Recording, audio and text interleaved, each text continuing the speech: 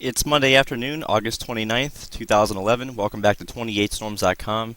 This is the 6-year anniversary of Hurricane Katrina, and sure enough, we now have the replacement name for Katrina, and I'm going to sound very silly if I don't pronounce this correctly, but I'm really uncertain as to the correct way to do this. But the next name on the list is Katia, and we now have Tropical Depression number 12 out there in the eastern Atlantic, and it could become a tropical storm at any time, so that is somewhat interesting to note. And not only do we have that system to watch, but we also have one or two other suspect areas closer to home that we need to be taking a very close look at. This is the latest graphical outlook from the Hurricane Center, and they're still monitoring the remnants of Jose, although it's falling apart, so we're not going to cover that one here. And we have Tropical Depression 12. This will be the next tropical storm and hurricane of the 2011 hurricane season, so that is definitely the big ticket item right now. But more toward the west here, keep this in mind. This is an area of shower and thunderstorm activity. We're not expecting any development in the short term, but as that moves off toward the Gulf of Mexico, that could pull a bit of a surprise for some interest over there. And we still have some isolated shower activity that we'll cover in the western Atlantic. The latest official advisory from the Hurricane Center on Tropical Depression 12 indicated that maximum sustained winds were 35 miles per hour, so it's just under tropical storm status. It's moving off toward the west at 15 miles per hour, and the storm is expected to steadily intensify by day 5 or 8 a.m. Saturday. The official forecast takes this up to 105 miles per hour, making this a fairly strong Category 2 hurricane. And it's also supposed to move off toward the west-northwest, and this is still very far out, so as you can see, there is still the outside chance that the Lesser Antilles and the Eastern Caribbean are affected.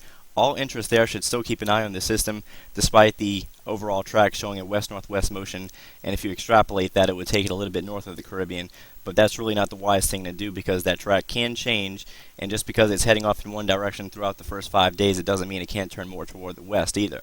So we're going to take a very quick look at the latest model guidance. And again, these are the latest tropical model plots. We'll take a bit of a closer look at the more detailed dynamical model guidance, which I prefer over these. But overall, you can still see that there is fairly strong agreement amongst the models that the system will continue west-northwestward over the next 5 days. And so therefore, the overall consensus is that the storm will be just to the northeast of Puerto Rico once we get to that time. If we start looking close to home, we see that there is quite a lot of disorganized shower and thunderstorm activity, not only across the western Atlantic, but also the Caribbean. Now, first off, with the southwest Atlantic, none of the model guidance is really entertaining the idea of any significant tropical development, but the models do show a series of troughs stalling out across much of the western Atlantic, and it is common for weak tropical systems or subtropical systems to develop along stalled frontal boundaries, and that will have somewhat of a chance of occurring over the next week. But anything that does develop here will be fairly weak, short-lived, and the only landmass it would really threaten would be Bermuda. But again, we're not expecting any type of high-impact storm in that region anytime soon. And if we look off toward the Caribbean Sea, if we turn on the latest infrared, we see that there is quite a lot of heavy convection here to the south of the Caribbean, although you may notice that the eastern side of it is being carved out. And if we look at the most recent water vapor image, we can see that there is the presence of an upper-level low located between Hispaniola and Puerto Rico, and that's ushering in a lot of northerly wind shear, so nothing is going to develop in the central Caribbean anytime soon. However, a lot of the model guidance is indicating that this area of disturbed weather will continue to move off in a west-northwest fashion, and once it gets into the western Gulf of Mexico, this is going to be something to watch here for interest anywhere from Louisiana into the Mexican coastline. Again, several models are now beginning to develop an area of low pressure that could in fact even develop into a tropical depression or tropical storm. So that's going to be monitored very closely. And you can't see Tropical Depression 12 on this map just yet because it's really far toward the east. But if we switch over to the most recent visible animation for the eastern Atlantic, we see that Tropical Depression 12 is very well defined. We see that the equatorward outflow channel is already fairly impressive. We have a very well-defined low-level circulation. However, it is a bit exposed here. You can see that the northeast side of the system is fairly free of any significant convection, and that is because we have some dry air and east-northeast wind shear. However, the model guidance is indicating that this shear will steadily begin to diminish over the next 72 hours, and this system should have no problem becoming the next hurricane. And I would venture to say that as we get into the 5 to 7 day range, this will be the second major hurricane of the season, but we shall see how this pans out. So before we review some of the latest model guidance from this afternoon, I would just like to take you through a few quick graphics. This is the latest vorticity analysis at the 850 millibar level from the SIMS website. We can see that the vorticity max associated with TD12 is really getting its act together, so it's well on its way to becoming the next named storm. And we really don't see much in the way of any organized activity or vorticity in the Central Caribbean, but that will more than likely change once again as we get into the medium range. And once again, we're not expecting any short-term development. We have that presence of the upper level low over Hispaniola, and as indicated here by these yellow colors and orange colors, we have wind shear in excess of 30 to 35 knots in the area, so that's not very favorable.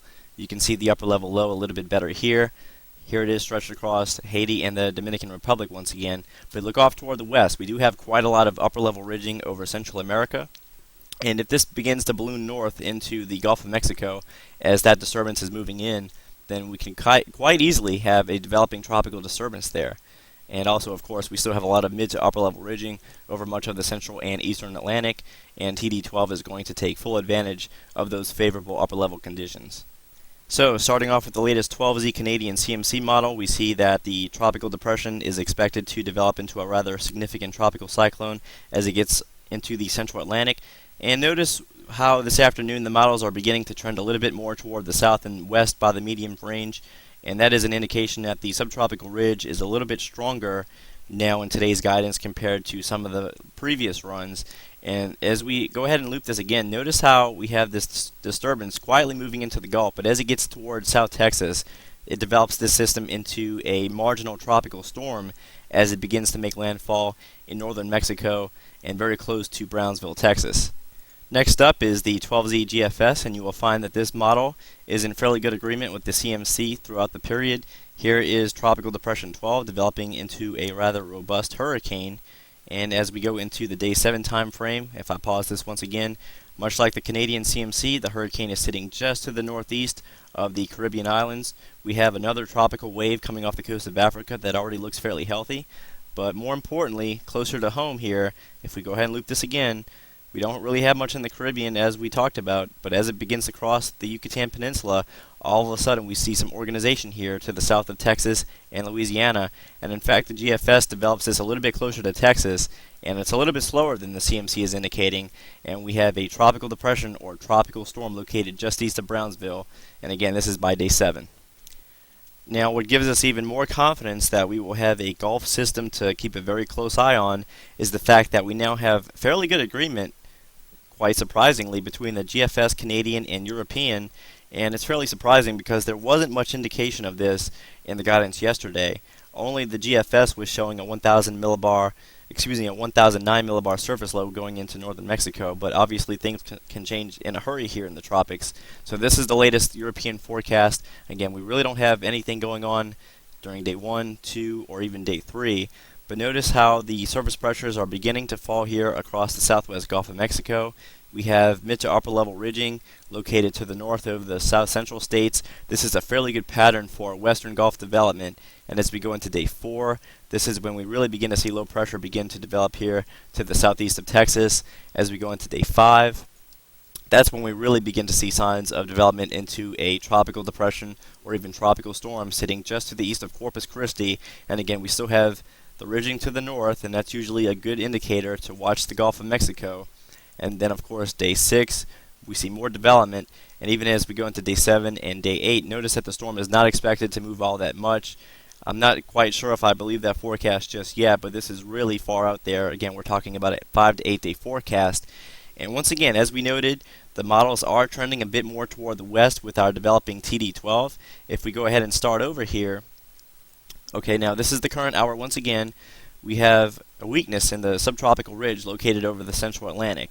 And as we go into 24 and 48 hours, we notice that the storm is expected to continue moving west-northwest along the southern end of the ridge.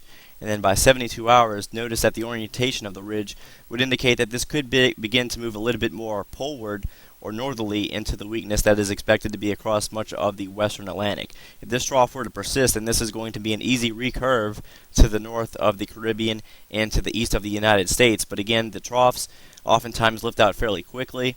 As we go into day 4 and day 5, notice that the trough is still there, but the ridge is beginning to build back toward the west as we go into the medium range, and by day 6 and day 7, the initial trough is already gone. We do have some reinforcement coming in over southeast Canada, but notice that the storm is now beginning to move more west as we now have the ridge firmly in place over Bermuda and much of the western Atlantic, and this is really getting far out. But as we go into day 8, 9, and 10, this is already a precursor for a very interesting extended range, and I have a very strong feeling that we will be covering Tropical Depression 12 very closely for the next 2 weeks. But in the meantime, much of our focus is going to have to be centered a little bit closer to the Gulf of Mexico, as that could turn out to be the more imminent threat over the next 5 to 7 days.